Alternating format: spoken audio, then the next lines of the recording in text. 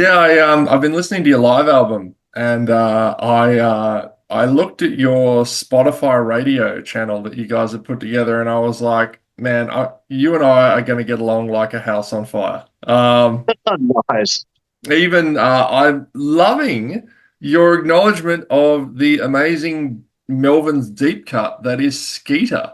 That is one of my Mm, favorite tracks of theirs, and was very surprised to find out that's not a Melvin song. It's Dave Grohl originally. yeah, Um, crazy.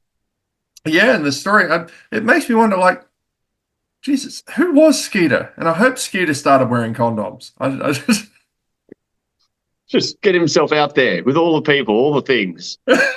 well, it's funny. Are you in Rocky?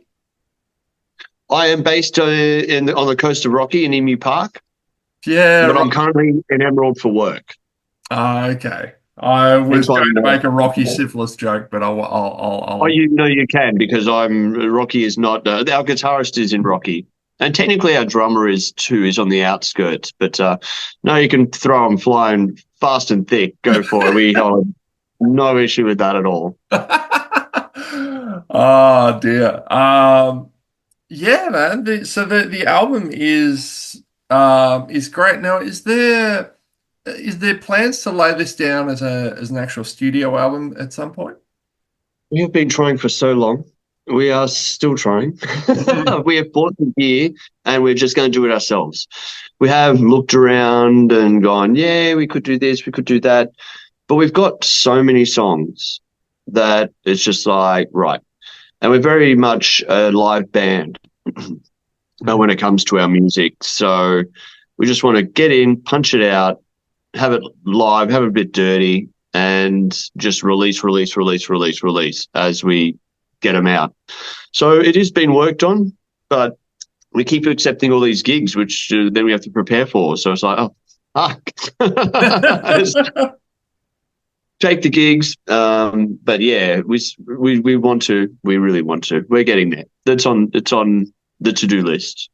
Yeah, before I was started interviewing bands, I used to be mystified when I would look up a band and see that their first album would come out like 6 or 7 years after they first got together. Mm. And now I understand.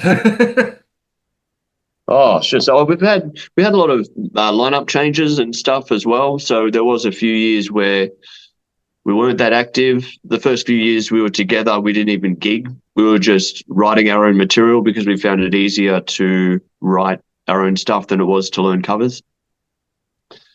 So we did play one or two covers, I think, when we started, but then it just went into our own stuff and it just evolved. And yeah, we got 40 odd tracks now that are just floating around the Never Never and phone recordings, and that's it.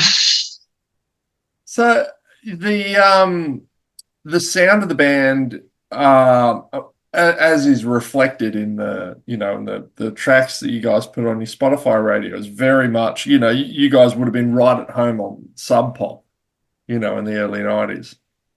Hmm. Yeah. Yeah, oh, for sure. Yeah, easy. You can tell the influences come straight out of that, for sure.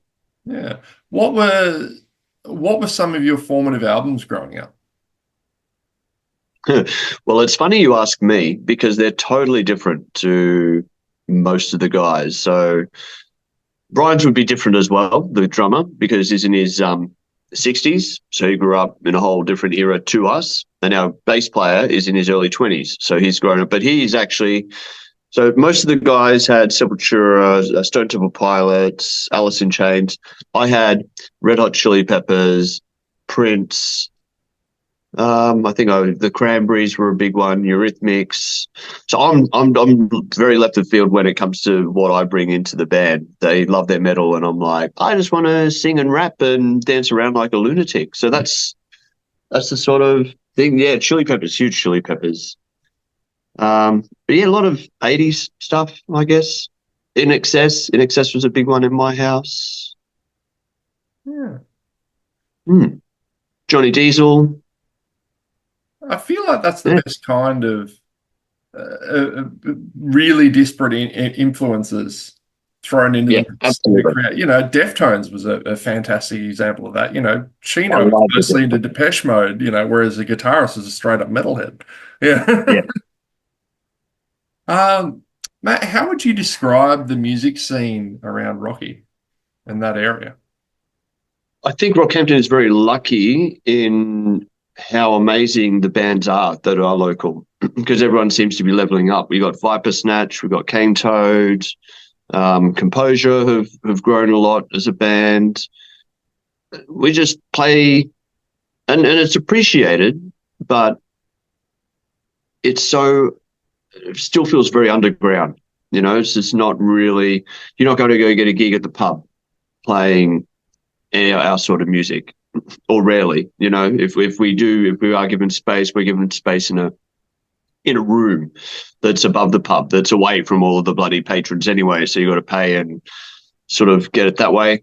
I actually put on a music festival in Emu Park um, every couple of years, and it focuses on original music because it was so hard to get gigs at venues that I just decided to start doing one at the pub at this nice, beautiful beer garden.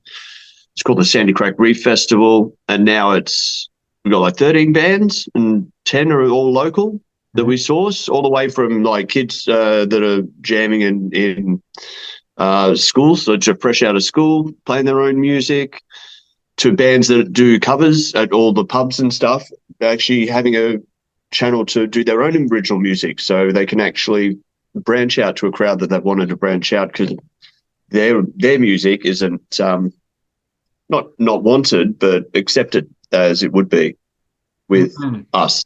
But there's lots of peculiar bands. A band called Scream Azov, which is like a bunch of old timers. They play ukulele and harmonica, the bass and drums. So it's good. It's diverse. It's eclectic. You got your beach bands. It's really good, really good. Just crowds are hard. Yeah. What do you think the kind of relative isolation of Rocky in that area has shaped the sound of the band? The shape or the sound that like the demographic has shaped the Masters of Mayhem. Yeah, yeah. We don't give a fuck. We just play music that we like. I It doesn't matter. Yeah, I'm As soon not as sure you go where I was going catering with for that people, question. It hasn't quite come out how I intend. I guess like has has your location had an impact on the kind of music that you guys make, perhaps? Or not no, I sure. don't think so. I don't think so. I think it comes down to the individuals in the band and what they want to do. Opportunity. So you've got to network a lot. I can network like a demon, or I couldn't give two fucks about networking and be just want to sit at my home and. Sometimes I go to gigs and don't talk to anyone. Sometimes I go to gigs and I'm the most social butterfly in town. But without networking, you don't get the extensions of the gigs. So you don't get the opportunities to actually leave Rockhampton. And, an example is I do this festival, and by doing this festival, I've connected with a lot of bands who I wouldn't usually connect with. And because I'm connected with those bands, they're offering me the band itself opportunities to go tour with them. So we're going to Gladstone this weekend, and we're going to Brisbane for this thing because we played with the Exotic Potion Cookies. And often the people that get us out of Rocky are the ones that aren't in Rocky at all. Hmm. Yeah. Well, so how did Alex has been really good at that. Alex has been quite phenomenal in offering us opportunities. Or there's the Viper Snatch who sort of hit up and said, we want to go on tour. We don't think our music would go really well together. And they're like, yeah, fuck yeah, it would. So we ended up in Brisbane with them, which was really cool. so how did so you're playing Exotica Fest? I'm going to struggle with Exotic that Fest, yeah. name. How familiar are you with the rest of the lineup? Who are you most looking forward to checking out? To be honest, I'm not too sure. Yeah. Yeah. I am very open to who, because you can listen to a band all you like. Until you see them, you don't get the feel for who they are and the characters and what stage presence and all that sort of stuff they have. I love the Exotic Potion Cookies. Oh my goodness. I think they're great. And I just like going in there because I've had to plan my own festival. I'm balls deep in that. I'm really looking forward to coming out after this festival's over because my one's happening next month. So we've got the one after that. And I don't have to listen to anything. And all I have to do is go into this festival, EXOTICA Fest, and just soak it all up and just take, nothing beats seeing a band you've never heard of before in your life and then blowing the fuck out of your brain. Mm-hmm. That is happening So all I the go time. in with no expectations. Knowing Alex, I know he's going to put on a killer lineup, and we're not going anywhere all day. So just bring it on. One band might, even our description of who we are, I don't think that does us justice until you see us. Yeah, You I know, think that's fair. Yeah. I was very surprised at I'd heard a couple of your tracks and then heard Debt Slave and the riff took my head off. I was like, holy shit, like, wow, look at you guys go.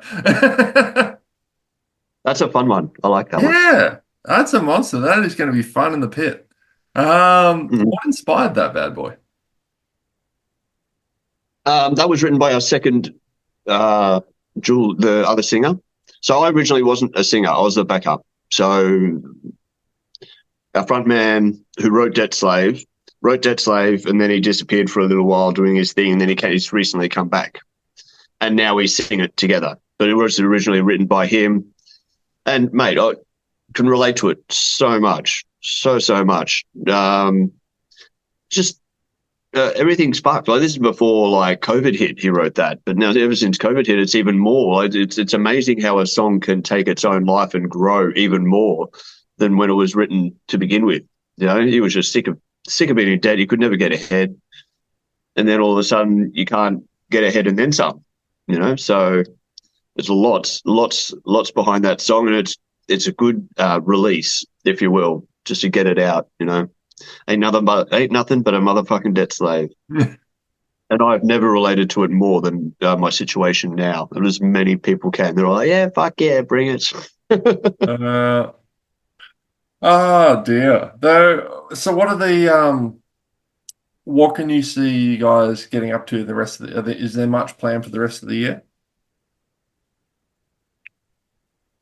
We have the gig in Gladstone. We're fairly busy for the rest of the year,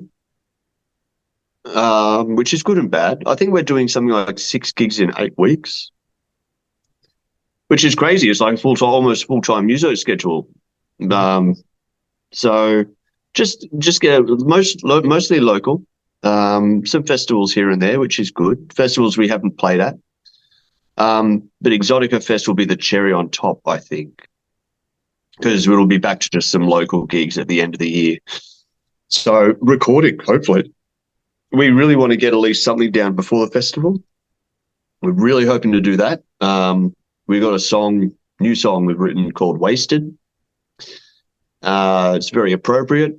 So we're trying to get that one down, hopefully, but within the next, how far away is EXOTICA Fest? Like 2.5 months, if that, maybe 2 months. Yeah, from It's memory. not long. It's not long at all. So yeah, if we get one down, we'd be happy because that'd be one that we've actually completed. We've got all the cover art for it and everything. We just don't have the bloody song. Well, it's good that your priorities are in order. Got the cover art. Now I've actually just got to write them to It's funny how things take. We had the cover initially for whatever we were going to release. This was going to be our cover. It's just a guy throwing up on a dog, and we're like, okay, that'll be our cover. It's an old school, mate. And eventually, we had decided that we're going to do Wasted, and that's going to be the first song we're going to do because there's so much involvement from everyone. So it's a time that everyone sort of gets a little bit. And yeah, it turns out, there you go. Throwing up on a dog because he's wasted is actually very suited for the song we're going to hopefully release. So song release in time for EXOTICA Fest, and then because we will know what we're doing by then, so it. we're ready to go. We can just smash them out because our rehearsals consist of doing a song no more than twice and moving on, and that's how we want to record. So If it is as easy as saying that, which it's not, otherwise we would have done it already, then we should be in good stead. I can't remember the exact quote, but it was something when Steve Albini rather, his notes about to Nirvana about in utero, and it was like, yeah, if you're taking this, this long to record, someone's not doing their job. Like, work Yeah. fast. Yeah, Yeah. I like it. All right, mate. Thank you very much for your time. And yeah, I will link you this when it's up. And yeah, looking forward to checking you guys out. Thank you very much. Appreciate it.